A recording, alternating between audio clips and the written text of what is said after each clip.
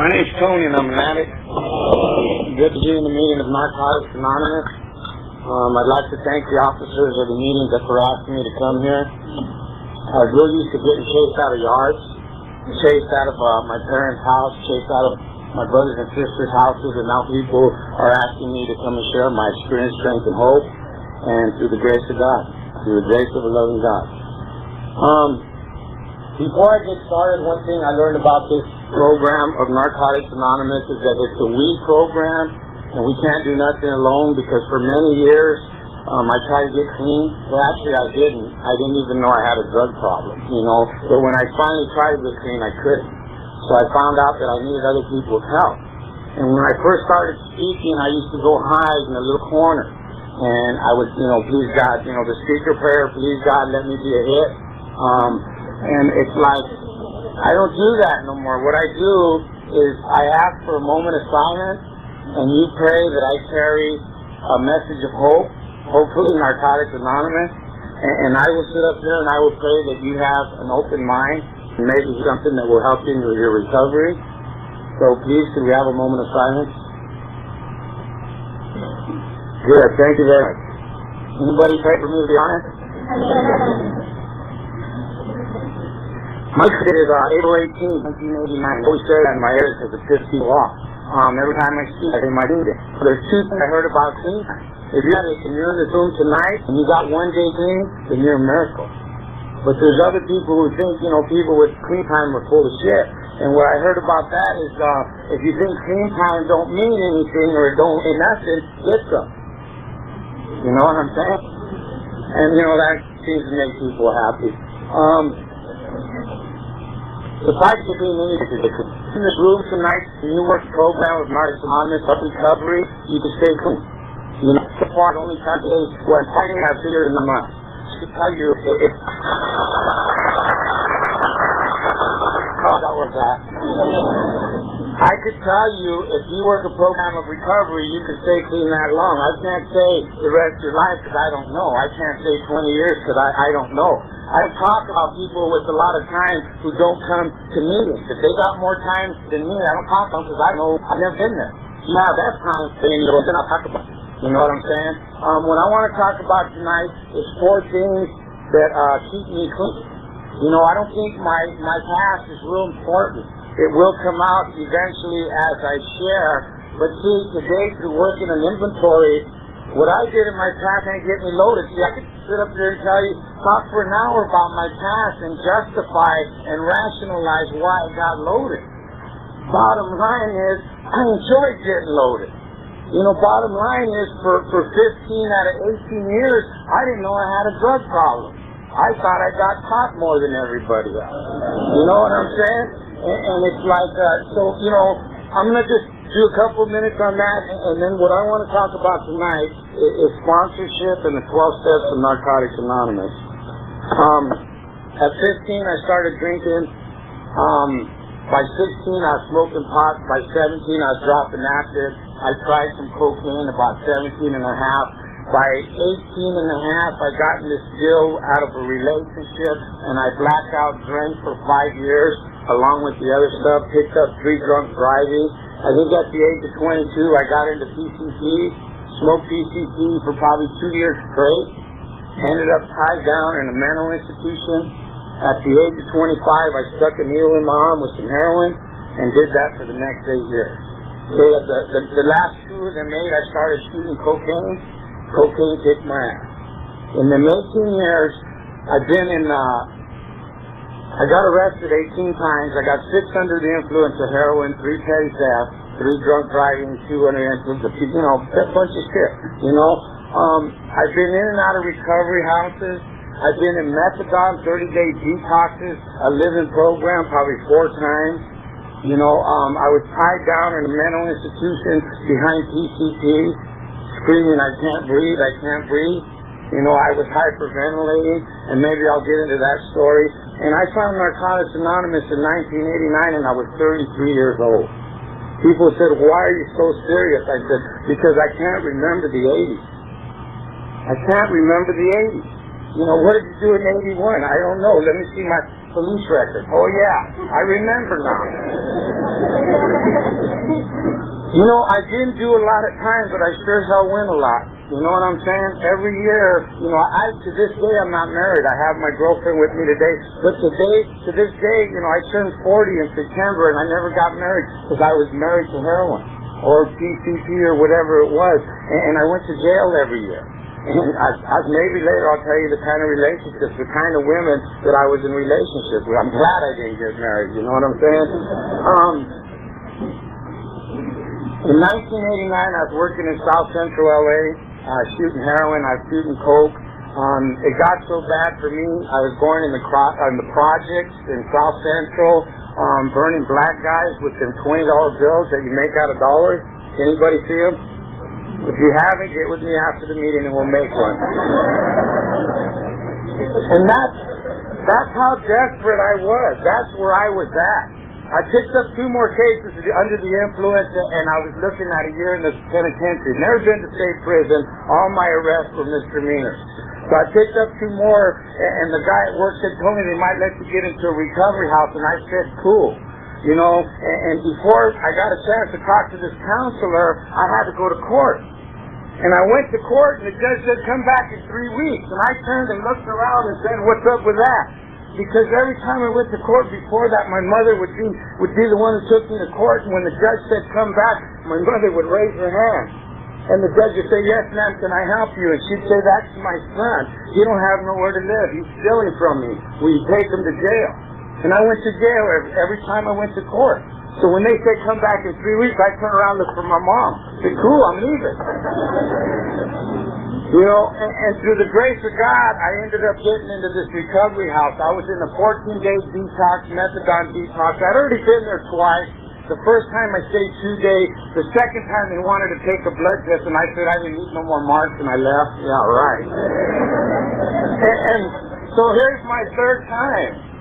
And you know, this time I was disability, you know, work was paying for it, and there was girls there, you know, and I had a choice of there or jail. You know, so I had a little bit of reason to stay. See, I'm not an addict who wanted this program. I came here because I had a choice. It was jail or being in the recovery house, and I chose the recovery house. And then after a few days there, I was talking shit, how I was going to stay clean for the rest of my life. How I knew the steps because they had them on the wall, and I already read them. You know what I'm saying? And talking long stuff, you know, and one day I'm sitting in bed, and they had this old guy from San Pedro a couple bunks over, and he was a heroin dealer. Well, the reason he was in detox was because he was shooting cocaine, and his wife said he didn't eat. Oh man, he didn't eat. So he went into detox to get off the cocaine, but when he got out, he was going to continue to do heroin. So after walking around the detox telling everybody how I was going to stay clean for the rest of my life, I went and laid down on my bunk, and he snapped. He could shoot heroin. He's got to have a global, you know? So I'm getting up off my bed. I'm in a detox for heroin on methadone, and I'm walking over to this guy's bed to ask him to take me down with some heroin. And about halfway to his bed, I said, you know what? You're sick. You got a problem. You know, and I started begging the counselors to let me stay longer. And I started calling recovery houses, and they said, you know, after about 3 days of calling 10 places a day, they said, Tony, we got a spot for you in the family. And I said, thank God. You know, and they took me back in the family. And see, I have 18 arrests, and I've been in and out of the county jail, and it's like, when the deputy tells me, go mop the floor, I don't tell him where to go. I go mop the floor because I want to get my ass wet. And besides, he might give me some phone time later.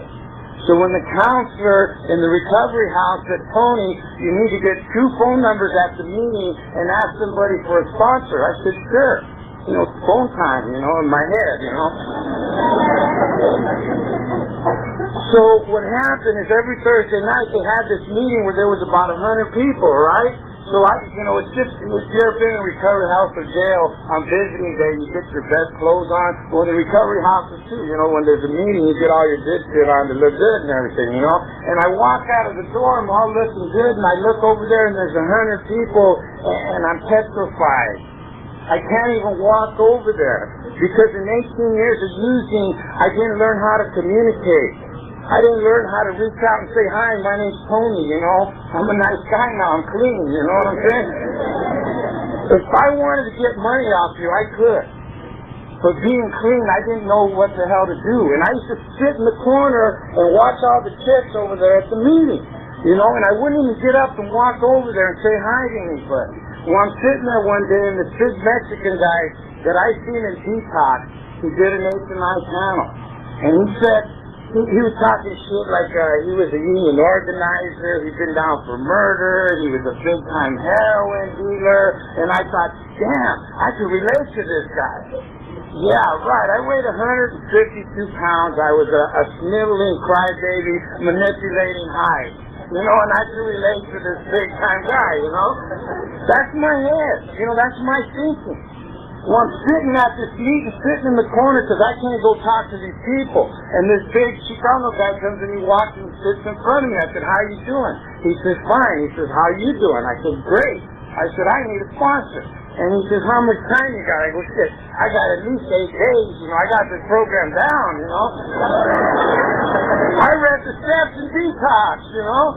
And he looked at me dead in the eye and he said, well, I'm kind of busy right now. I don't think I can help you. And he walked away. And I just thought, okay, cool. And I went inside and I told the counselor, hey, here's my 2 numbers. I asked somebody, yes, cool, you know. During the week, we started going to other meetings and they talked about people in Narcotics Anonymous will love you until you can love yourself. People in Narcotics Anonymous will pick you up at the recovery house and give you a ride to the meeting.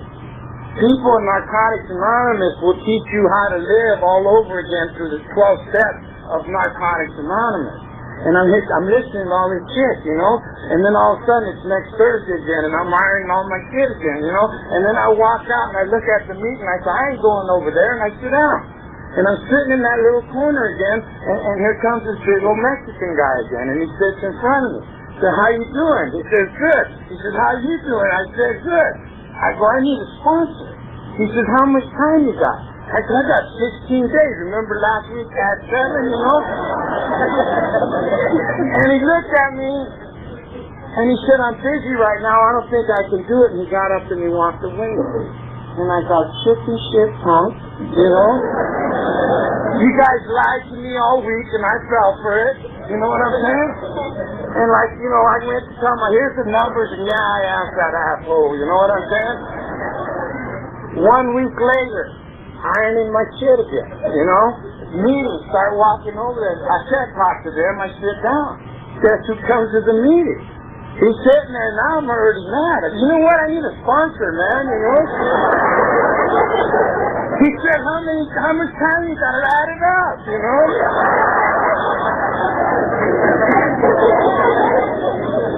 He said, I'll pick you up next Wednesday. You know, and that was a trip. I went back in the recovery house. Yeah, I got a sponsor now. I said, what do I ask them, you know? Didn't know nothing about this fellowship. That man came next Wednesday. He picked me up. I ironed my shit again. We were going to outside meeting this time. He picked me up. He took me out to dinner. He paid for the dinner. He took me to his home. I got to do things like watch TV. Everybody who came in and out of his house was recovering addicts. I got to bullshit with them. And then he took me to a meeting of Narcotics Anonymous. You know, he took me back to the on the way home from the recovery house. He would always stop and put gas in his car. And he'd look at me and he'd say, Tony, do you need any cigarettes? Well, I was on disability. I had about $40 in my pocket, and I had a pack of cigarettes in my sock so the people in the recovery house wouldn't ask me for them. You know, I learned that from jail. And I looked at Art and I said, yes, Art, I need cigarettes.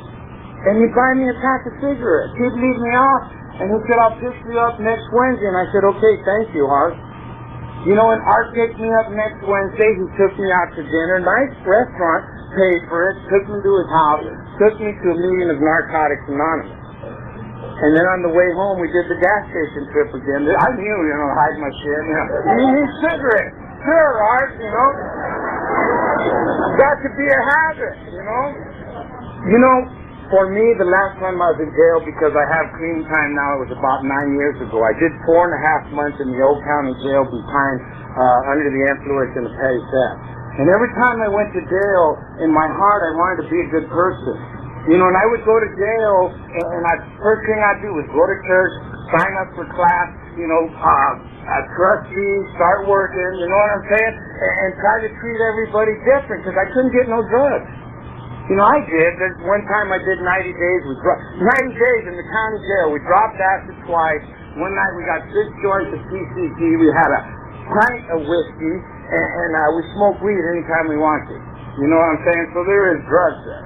And this is the last time in jail, 4.5 months, and I'm sitting there, and I was at church. I would tell my homeboys, go to church with me, and they'd go with me, and I'd be singing and shit, and they'd get all scared. They wouldn't come back, Homeboys flipped out, because that's the way it was for me, And I remember one day I was in church, and the guy said, we have 6 brothers coming in tonight, and they're going to share how God's working in their life.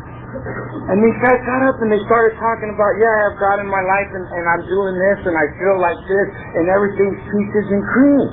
Then another guy got up and shared, and about the time the third guy got up, I felt the tears coming down my eyes, and I'm saying, why did God make me live the way I'm living? Why is He helping them guys, and I have to go through all the bullshit that I have to go through? What's going on here, And then I reflect back to Art taking me to meetings. About the 4th meeting that we went to, somebody got up and take a tip, and they look in the back. My sponsor's name is Art Rivas, but I won't give him up. They'd look in the back and they'd say, I want to thank Art Rivas for being my sponsor. And he's sitting next to me, and I'm saying, what the hell did he do? Somebody would take a 2-year take, and they'd say, I'd like to thank Art Rivas because when I got here, he reached out and he helped me. And then the next meeting we went to, there was 3 people who got up and thanked Art Rivas. And I thought, that's what I want to do all my life. I wanted to be a good person. I feel I always had a good heart. I've always been a nice, kind person, but drugs didn't allow me to be the person that I wanted to. I ripped off my mom and dad, my brothers and sisters. I had a little sister that I hopped her old man's wedding ring, watch, everything else, and when I was going to jail, I handed her 6 pawn tickets and took on them.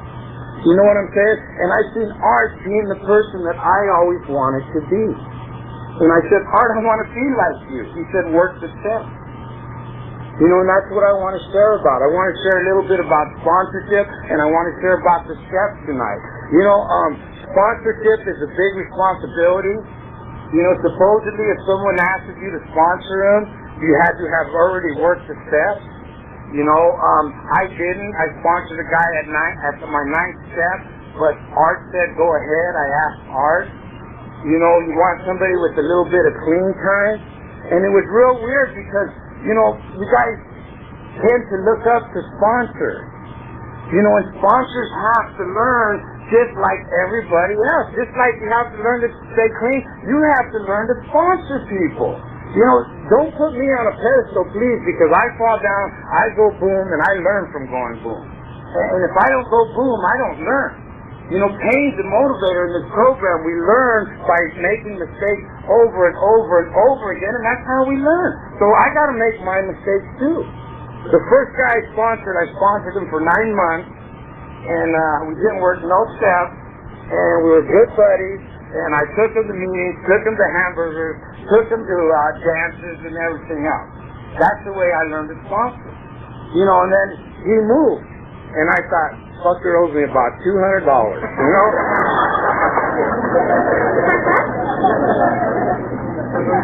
And then I would start sponsoring somebody else. And they would do the same shit. I said, 50, that's 250 I lost so far. Because these guys weren't staying clean. And there'd be times when I'd call my sponsor and he'd say, hey, you know what? You better quit sponsoring people because you get too weird, man, And I said, but that's what we're supposed to do in this program is help each other. And so bad I wanted to help other addicts. So what I had to do is learn the steps. It was crazy.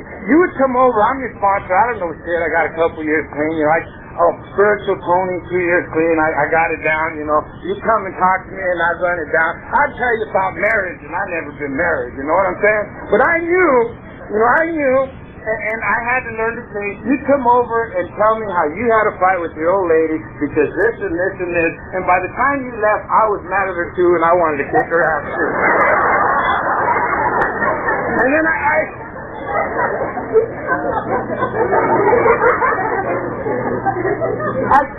Art, I said, how do you do that, Art? I call you up and you bitch. Don't you get all messed up because I'm going through all this shit? He said, Tony, when I'm done talking to you, I hang up the phone and I hang up your problem. And that kind of hurt my feelings. You know what I'm saying? But being a sponsor, I have to learn to separate my life. Because you know what? A lot of you guys, get sponsors and just, I will take you all over. That's my responsibility. I'll take you to meetings, I'll work with you. But what it's done is it's made me very hard. You work the steps. I don't fire anybody. I make a lot of threats, and I make, sound real tough and everything else, but I fired one guy who took about 2 years to work any steps, and I said, when you hear sponsor in the room to get a sponsor, you probably feel comfortable because you say, you got one, you got me. Well, you know what? You don't have me. You haven't called me for 2 years, and just to make you get up off your ass, I ain't your sponsor no more. So the next, please, please. And so he came over one time the next week, and then that was the end of it. So today, if you ask Tony to sponsor you, I say, talk to me after the meeting. See, because I don't talk to my sponsees at meetings with Narcotics Anonymous. They know my phone number. You know why I do that? Because my sponsor did it to me. He said, this is my time for recovery. This is my time to have fun. Don't be coming and dumping me at a meeting. If it was that bad, you could have called me before you got there. And I do the same things with my sponsees. And what I tell them is I never say yes. I say I will help you for 30 days. And in them 30 days, I want you to go to 7 meetings a week. I went to 7 meetings this week, people. That's the way I work my program. I went to 7 meetings for the last 9 days, 10 days. I've been to a meeting every day. I go to at least 5 meetings a week. And there's a lot of, people say, oh, he probably ain't got a life. Yeah, right.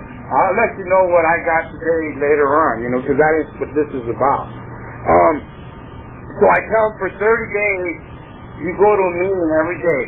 And every day, the one you hear share the best, you get their phone number. And for them 30 days, you come down my house once a week, and the first time you come over, I'm going to mark my journal, because I keep a journal, have been for the last 7 years. I could tell you where I was 5.5 years ago on a certain day, and what bills I paid that month. I learned that in Narcotics Anonymous. And I say, when you come over the first time, I will mark your 30 days.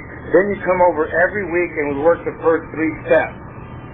At the end of them 30 days, with all the numbers you've got, if you want to fire me, or not even fire me because I'm not your sponsor, if you want somebody else to sponsor you, fine. My feelings will not be hurt. Matter of fact, it'll give me a whole lot of free time if I don't sponsor you. You know what I'm saying?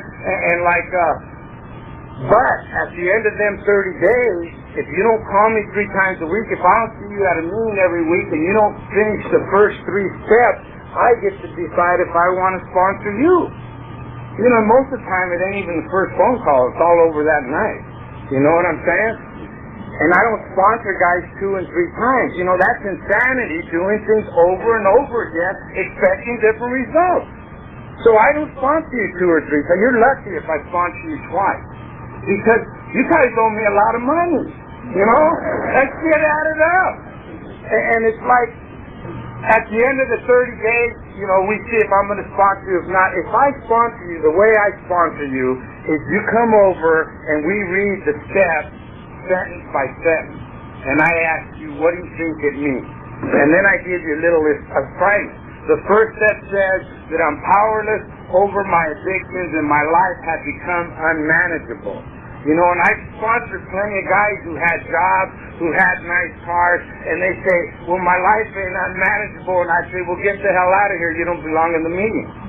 Well, my work is making me come. Well, apparently there's something wrong. So this is what I want you to write.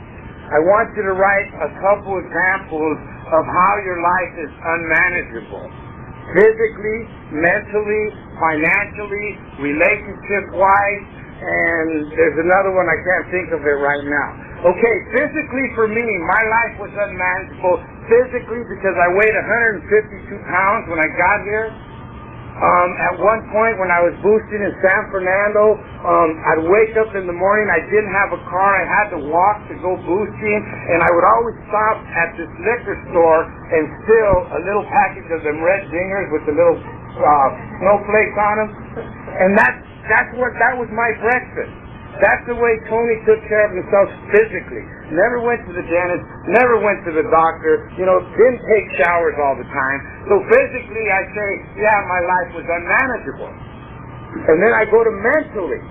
Okay, well mentally, this is Tony at work. I got $15, I'll buy a spoon for $12, and I got $3 to get home, rest, and come to work tomorrow. So I go buy the spoon, shoot it up, and my head says, you got $3, you only need 9 more to buy another spoon. It doesn't say put the gas and go home and rest for work. So mentally, I was unmanageable. Spiritually, yeah, I had a God. Please, God, let this dope be good. Please, God, don't let him give me a lot of time. And then we come in here and we say, it's hard for me to get a God. It's hard for me to make a commitment. I committed to drugs for 18 years. You know what I'm saying? And that's a commitment. Shit, that's a 15-hour-a-day job. And many of us know it's a lot of work. How was my life unmanageable relationship-wise? Whoa, I remember one day my father said, son, I love you very much, but you're going to have to leave because you're killing your mother, and I'm not going to let you do that, and threw my ass out in the street. You know what I'm saying? Relationship-wise with women, I remember I was dating this girl once, and the way we used to do it is I would take her to the bar, and I would lay down in the truck, because in my neighborhood, when you're copping, you had to lay down, because if the cops were by, they're going to stop anybody by that path. So we would go to the bar, I'd lay down in the truck for 2 hours, she would go into the bar, come out with 3 or 4 wallets and all kinds of money, and I'd reach over and I'd say, yeah, baby, I know you didn't give no head. Let's go. And that's the kind of relationships I had. So relationships, my life was very unmanageable. And financially, every check, the first 200 went back to everybody at work. My sister paid my rent through a direct deposit through ATM, or I wouldn't have had an apartment. And then within 3 days, I spent the rest of my check. And that was every 2 weeks I got paid. And for about a week and a half, I had to borrow money, steal shit, hawk shit, and do whatever I could. And I had a $9 an hour job. So financially, I didn't do very well either. You know what I'm saying? So what we find out is, okay, maybe my life was unmanageable. You know what I'm saying? How am I powerless over people, places, and things? See, my sponsor said, if I was powerless, if I could understand that I am powerless over people, places, and things, I would never have to use again. It's like, how am I powerless? I'm powerless over my addiction. How many people could get a half ounce or whatever and have half of that saved in the morning when they were done that night? See, the obsession to use, that's the powerlessness of my addiction. I'm powerless over people, and the best example I have for that, how many people in here had mothers trying to change them, uncles trying to change them, brothers and sisters trying to change them? I had Norwalk Police Department trying to change me, and did we change? No. So how could we say we have power? If we had power over anybody, my mom would have got me clean a long time ago, Powerless over things. Car accidents, earthquakes. It's like, I like sharing the one about the guy who comes to the meeting and he got loaded because he had an argument with his wife and she took off all pissed off and she wrecked the car. And he's at this meeting, he got loaded because she wrecked the car, and I'm trying to tell him, bro, if you could do shit like that, come to my area, because there's a couple of people I need to get in car accidents. You know what I'm saying? We have no power over that. We don't have no power over people, places, and things. They tell you, don't hang around with your old friends. And my experience is 6 months clean, I gotta go show the homeboys.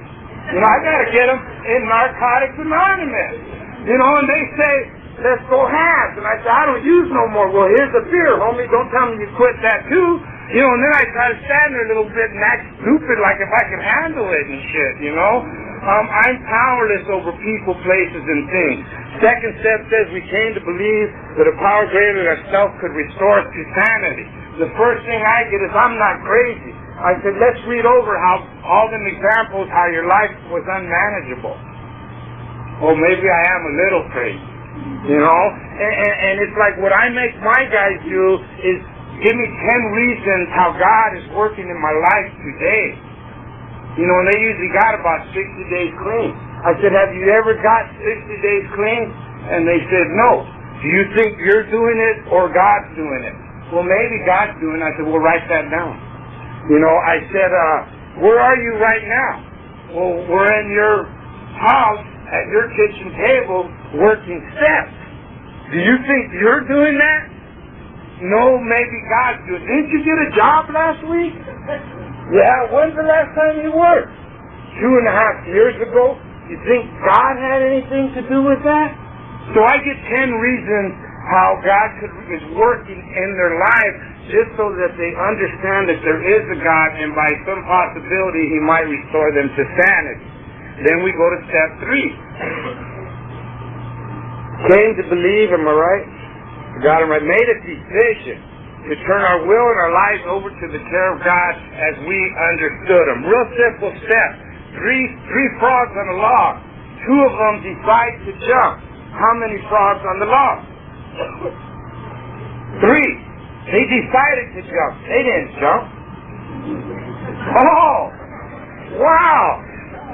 You know, and to me, that step says, okay, let me try this. Let me try this program. Let me try to trust the God. And that's it.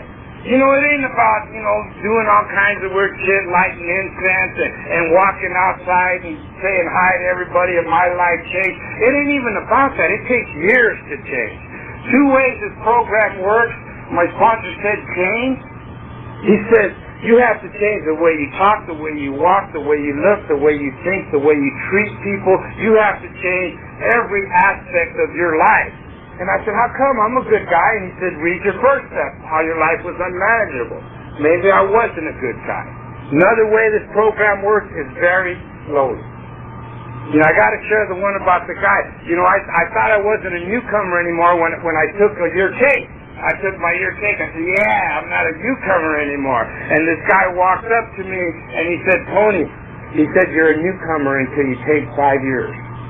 And I got pissed, you know. Taking a 5-year cake. The guy comes up to me again. He said, did you hear the pop? I said, what pop? He said, your head coming out of your ass, you know.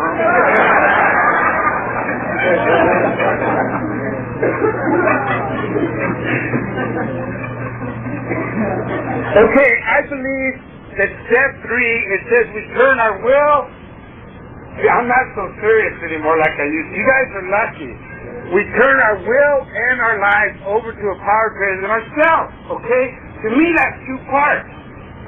If I turn over my will, that means that I come to meetings and I talk to my sponsor and I work my steps and I try to change.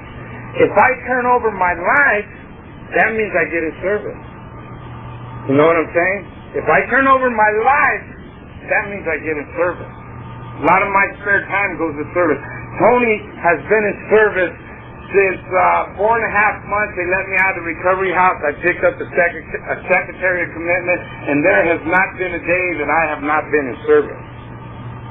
That's why I'm clean. That's why I'm happy. That's why I'm wearing a silk shirt. You know what I'm saying? Okay, we get to our inventory. It says we made a searching and purest moral inventory of ourselves.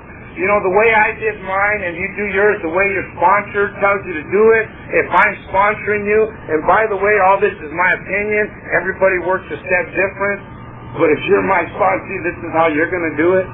I do mine like an autobiography. I start from a little boy. I remember when things happened to me. I remember when I was treated bad. I remember when I had bad feelings. And I go through 1st grade, 2nd grade, 3rd grade, and then I go to junior high, and then I go to high school, and then I go from jail to jail to jail, you know what I'm saying? And then it all comes out. I told my sponsor, you know, everybody's using these little worksheets that you just answer a lot of questions. And he said, so? I said, well, it seems easier, you know? And he said, Tony, if you do that, you end up writing about a lot of stuff that isn't even bothering you. And, excuse me, can I help you? Thank you, dear. He says, Tony, if you use that list and you write about a lot of stuff that isn't even bothering you. If I do it like an autobiography, I know what's bothering me. I know what comes out. And he said, you know, the book says in that step, get a notebook and a pencil. And when I tell my sponsees, you know, work on your inventory this week, and I see them at a meeting next week, and I know damn well they ain't doing it, I look at them and I say, did you get a notebook and a pencil yet? Because it says that right in the first thing you do is go out and get a notebook and a pencil. If you're talking about you're going to do it and you ain't got a notebook and a pencil, I'd say you're full of shit. Because that's what I tell my sponsees. You know what I'm saying? And my sponsor said, Tony, he said, I want you to write if you've been molested. I want you to write if you didn't have sex with your sisters, your mom and dad. I want you to write if you kill anybody. Anything that ever bothers you, it's your opportunity to get it over with and be forgiven for the things you've done. He said, when you write, he says you sit down and you pray before you write and ask God to give you the willingness to be honest. And he said, and I don't want you reading it over. Because what happens is, I'll write down I got in a fight and I got my ass whipped, and if I read it over, I got in a fight and it was a tie. You know, I changed that shit, you know? I don't want to live bad. We were entirely ready to have God nope, wrong one. We admitted to God, to ourselves, and to another human being the exact natures of our wrong. You know, I still got a few minutes. In that inventory, you know, there was one thing I really didn't want to tell my sponsor. And he had told me in the beginning, he said, because in step 4 it says you write it like there is not no step 5. You know, and he said, if you don't want to read it to me, you don't have to. You can read it to a pastor. You can go to Pierre and read it to somebody. You can read it to another member of Narcotics Anonymous. But you know what? He told me he loved me, and I love him. And he's only had to try to have sex with me twice. And I learned to trust the man. You know what I'm saying? Oh, you got it? I was in Europe this year for the World Convention of Narcotics Anonymous. I got to go to Paris, France, and I was sharing at a marathon, and I shared that shit. And about an hour later, some guy stopped me in the hall, and he said I dressed real nice, but he wanted to know about having sex with my sponsor. But in America, it's a joke. You know, I sat there and I read my inventory.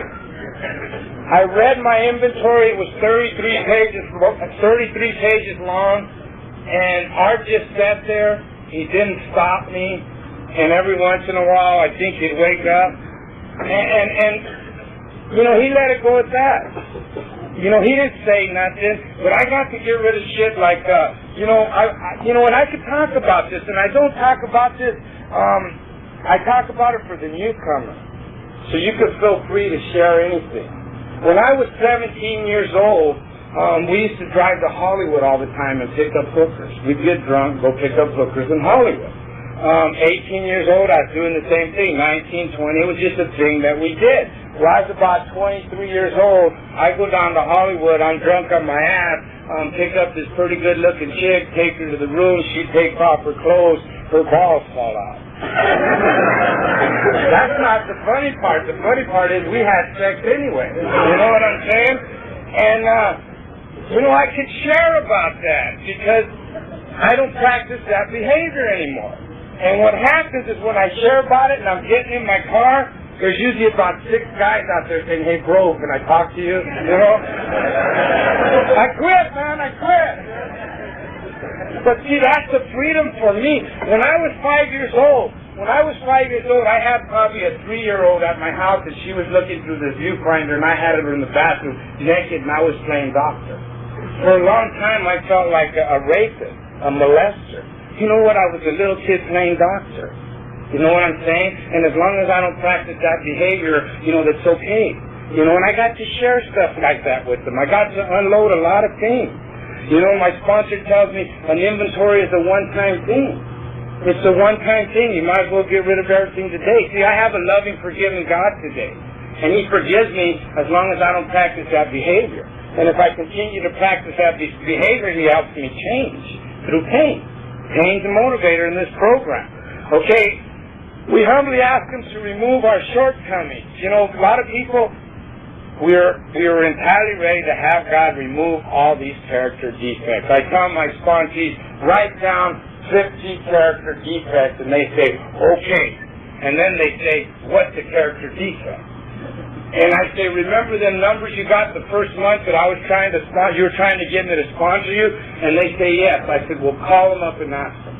Because I believe my sponsees need a network of help. I don't believe in my sponsees depending on me. If I allowed my sponsees to depend on me to stay clean, then I'm sicker than they are. You know what I'm saying? So I make them call other people. I said, go look in the mirror, bro. Walk in the bathroom, look in the mirror, and just start writing. You know, anger, controlling, not being able to communicate. All these are character defects. I make them write 50. When they come over the next week, we sit down and we write 50 positive things on how to change them character defects. You know what I'm saying? If I'm stealing, you know, I'm a thief, then I have to replace that with being a giving person. You know, if I'm angry or I lose control, I have to replace that with some serenity. You know, so every character defect that they write down, I give them a positive thing to replace it with. You know what I'm saying? And then it says, we humbly ask God to remove our shortcomings. And everybody says, what's the difference between a shortcoming and a character defect? I think a character defect is me getting angry. And the shortcoming is me acting out the character defect. So if I ask God to remove that shortcoming, meaning me acting out the character defect, then I don't get angry. Understand it? One of the shortcomings for me was a study habit. You know what I'm saying? It's a lot of weird shit. I got a lot of character defects, and you know what? I practice every one of them today at some point in my life, and I have to catch myself, and I have to change through pain, because pain's a motivator. There was a guy that said, if I had asked God to remove all my character defects and shortcomings, this minute, I would have disappeared. You know what I'm saying? I would have been gone, because that's all I had. That's who I was. One of my shortcomings, I talked about picking up the prostitutes. I got clean. At 5 months clean, I'm in a motel room with the prostitute. She's in the bathroom shooting heroin. I move out of my area at a year clean because I figure I'm living in a bad area. The area I moved to in Victorville, I start picking up prostitutes again. I picked up prostitutes until I had 18 months clean. And it was hard stopping. I mean, I had to get ripped off, I had to get rolled, I had to get caught by my sponsees, all kinds of shit. 18 months clean, I stopped. 4 years clean, I took the cake, talked wrong shit all week at different meetings, spiritual Tony. I had a sponsee carrying my head into the meeting because it was so big. And at 4 years clean, I went out and I picked up another prostitute. I ended up in an alley boxing with her pimp. I could have been stabbed. I could have been, and I won. Of course. And I ended up, out there was 2 chicks and a guy. They could have kicked the shit out of me. They could have took my car. I could have been arrested. I could have been killed. Next day, I was in a meeting in Narcotics Anonymous sharing about that. I got 6 years, almost 9 months, 5 more days. I haven't picked up a prostitute since I had 4 years clean. You know what I'm saying? And that's, asking God to remove my character defect. It's taken 4 years for one little defect. Well, they wasn't a little one. It was a big one to me. Easiest step, made a list of all persons we had harmed and became willing to make amends. That's cool. Mom and dad, brother and sister, that one girlfriend, the guy ripped off at work, the employer that I never showed up but took all the money. That's the easiest step there is. It says, became willing to make amends. If you wrote, this guy's still an asshole, but I'm going to put his name down. I was willing to make the amends because I put his name down. That's the easiest step there is. You make the list. And then we made direct amends to such people wherever possible, except when to do so would injure them or others. You know, if you're my sponsee, this is how we do it. I don't care how you did it. You know, it's taken me years to make some amends. You know, and like my sponsees, we do that, and they say, well, you know, I told my sponsor, I said, well, the ones I hurt the most were my mother and father. How do I make amends? He says, Tony, what do you think your mom and dad wanted for you all your life?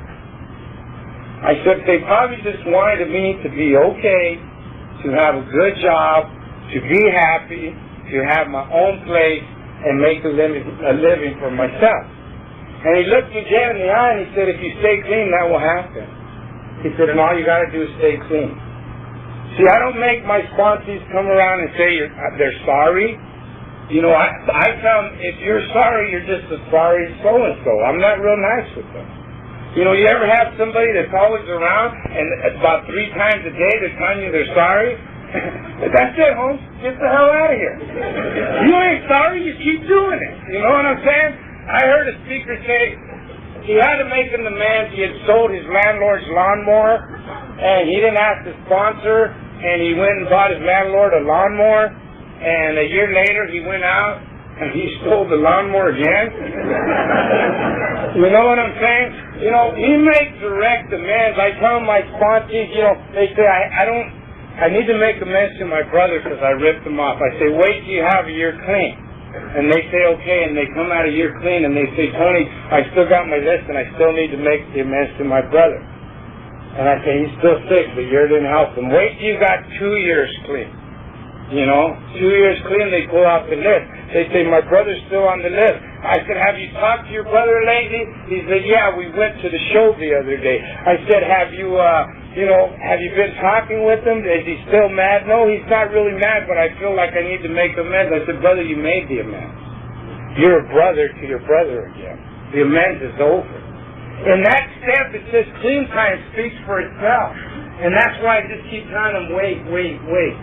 You know, I was talking about a mental institution. I was talking about being tied down in a bed. I hyperventilated. Okay, I was at this mall. I freaked out. The ambulance came. I laid down in the ambulance. They had these big windows in the back that wouldn't open, and I couldn't breathe, so I jumped out of there. 2 cops threw me in a squad car.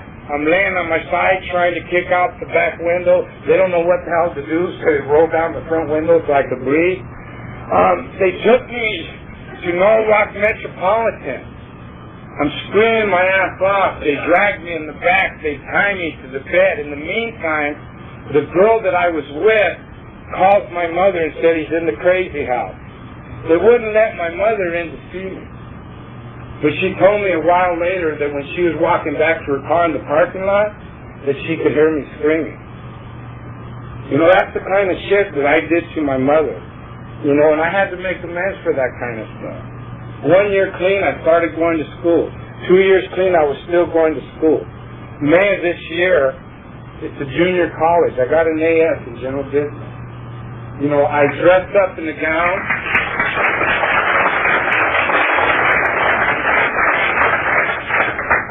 I dressed up in a gown, and I walked on the stage, and guess who was in the stand? The same lady who heard me screaming that I couldn't breathe. You know, that was my amends. It took 6 years. I ain't never told anybody I'm sorry. Amends is about changing. You know, I'm about out of time. I want to share a little bit of the good things that happened to me in my life. When I got clean, I had 1 year, and I moved to a different area, and I started taking care of some of my financial amends. I had 4 months in that recovery house, and I was getting my disability check. How many people, I'm going to give it up. I was getting my disability check. 4 months, they said, Tony, we haven't got your checks. What's going on with that? And I think I'm running an honest program. I said, I've been sending them home. And she talked to the head guy. I owed him $2,200. I called Art. I said, Art, they said I owe him $2,200. And I'm trying to tell him, you know, nobody pays you. I've been a good guy here, you know. And Art said that I wasn't responsible for my addiction, but I was responsible for my recovery, and he thought that I should pay them $2,200. You know what? By the time I had 2 years clean, they were paid $2,200. I walked into a store one day. I had a checking account. I owed them $425 for bad checks. They let me walk out of the market. I went to work and I called Art. He said, "What are your goals?" I said, I want to be financially stable, financially secure, and one day I want to buy a house. He said, "I suggest you pay the money." 2 guys pushed my arm while I signed a check for $425, and I dropped it off that afternoon. 3 years clean, I saved $4,000.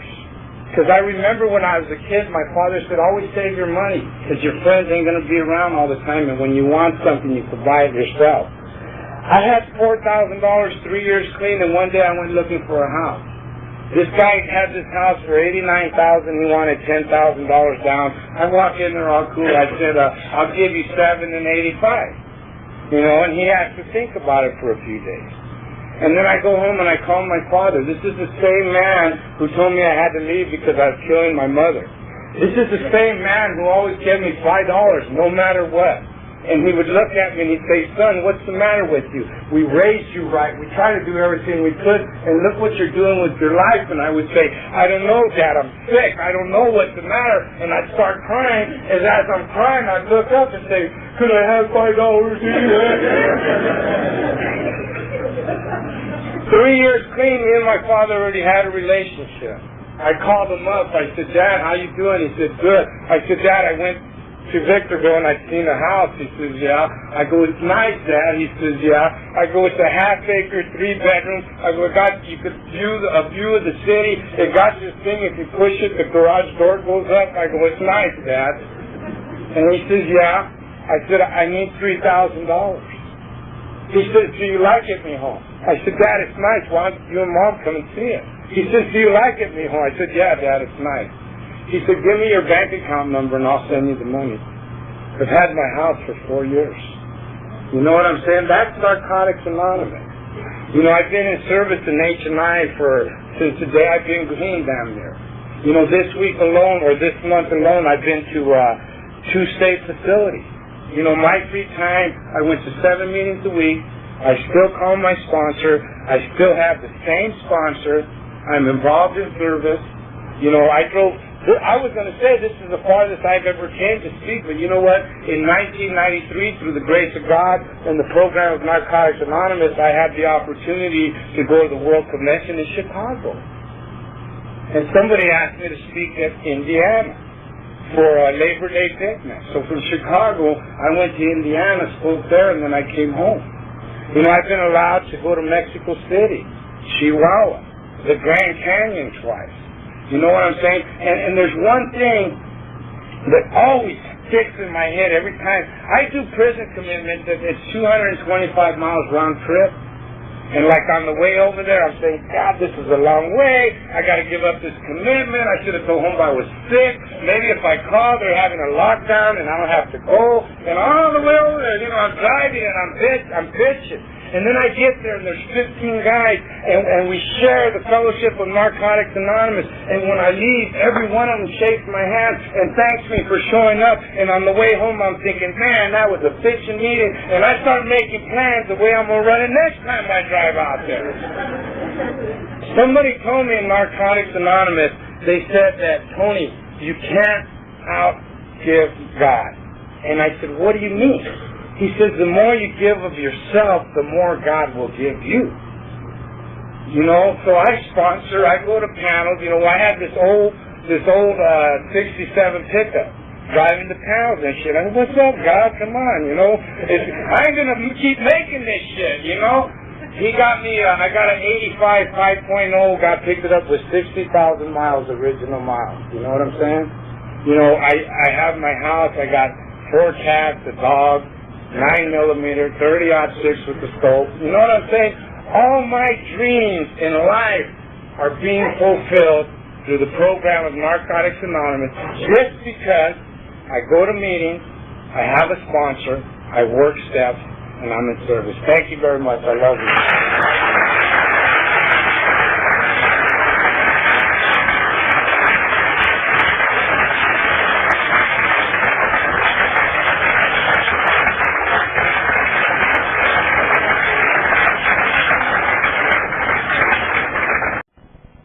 My name's Tony and I'm an addict. Good to be in the meeting of Narcotics Anonymous. I'd like to thank the officers of the meeting that for asking me to come here. I was real used to getting chased out of yards, chased out of my parents' house, chased out of my brothers and sisters' houses, and now people are asking me to come and share my experience, strength, and hope, and through the grace of God, through the grace of a loving God. Before I get started, one thing I learned about this program of Narcotics Anonymous is that it's a weed program, and we can't do nothing alone, because for many years, I tried to get clean. Well, actually, I didn't. I didn't even know I had a drug problem, you know. But when I finally tried to get clean, I couldn't. So I found out that I needed other people's help. And when I first started speaking, I used to go hide in a little corner. And I would, please God, the speaker prayer, please God, let me be a hit. And it's like, I don't do that no more. What I do is I ask for a moment of silence, and you pray that I carry a message of hope, hopefully Narcotics Anonymous, and I will sit up here and I will pray that you have an open mind, and maybe something that will help you in your recovery. So please, can we have a moment of silence? Good, thank you very much. Anybody pray for me to be honest? My date is April 18, 1989. I always say that in my area because it pisses people off. Every time I speak, I say my due date. There's two things I heard about clean time. If you're in this room tonight and you got one day clean, then you're a miracle. But there's other people who think, people with clean time are full of shit. And what I heard about that is, if you think clean time don't mean anything or it don't mean nothing, get some. You know what I'm saying? And, that seems to make people happy. The fight between anything in this room tonight, the new work program with Narcotics Anonymous, up recovery, you can stay clean. So far, the only time today where I'm fighting that figure in the month. To tell you, that was that. I could tell you, if you work a program of recovery, you can stay clean that long. I can't say the rest of your life because I don't know. I can't say 20 years because I don't know. I talk about people with a lot of time who don't come to meetings. If they got more time than me, I don't talk to them because I know I've never been there. Yeah, that's time, then I'll talk about it. You know what I'm saying? What I want to talk about tonight is 4 things that keep me clean.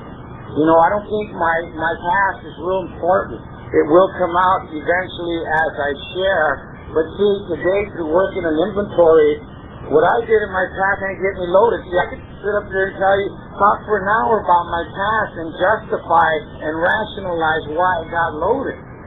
Bottom line is, I enjoyed getting loaded.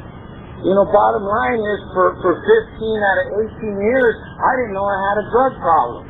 I thought I got caught more than everybody else. You know what I'm saying? And it's like,